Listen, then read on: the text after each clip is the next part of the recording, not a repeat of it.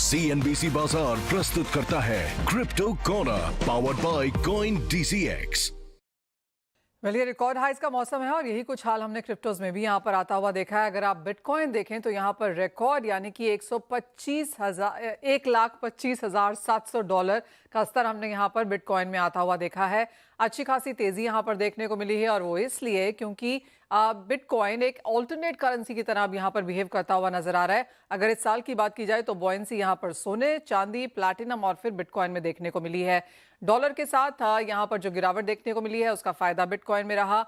ETF में निवेश काफी स्ट्रॉन्ग बढ़ा है। अगर आप 2024 जनवरी देखें जब ETF यहाँ पर लॉन्च हुआ था, उसके बाद ये दूसरी बार ऐसा है जब हमने इतनी ज्यादा तेजी ETF इनफ्लोज में यहाँ पर आते हुए देखी है।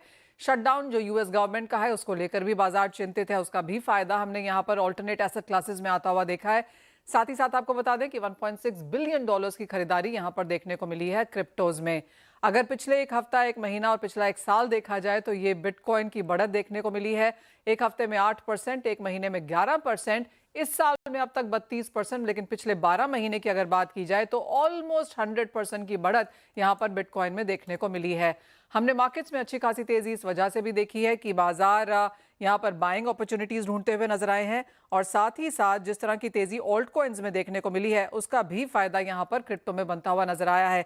अगर बाकी ऑल्ट कॉइन्स की तरफ अगर आप ध्यान दें तो चाहे वो कार्डानो है, रिपल है, इथीरियम है, यहाँ पर भी करीबन 86 से लेकर 120% तक की तेजी बाजारों में देखने को मिली है। एक और इंटरेस्टिंग चीज ये है कि अगर पिछले 10 सालों में आप अक्टूबर का महीना देखें तो हर महीने बिटकॉइन ने आपको बढ़त दिखाई है। 21% की ऑन एन एवरेज गेन हमने हर अक्टूबर में बिटकॉइन में यहाँ पर बनते हुए देखी है।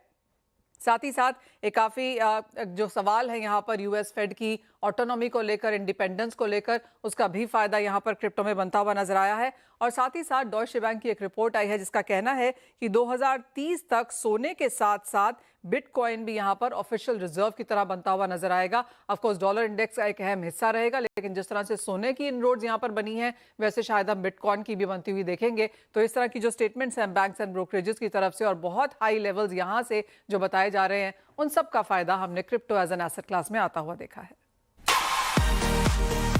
CNBC बाजार प्रस्तुत करता है crypto corner powered by coin DCX।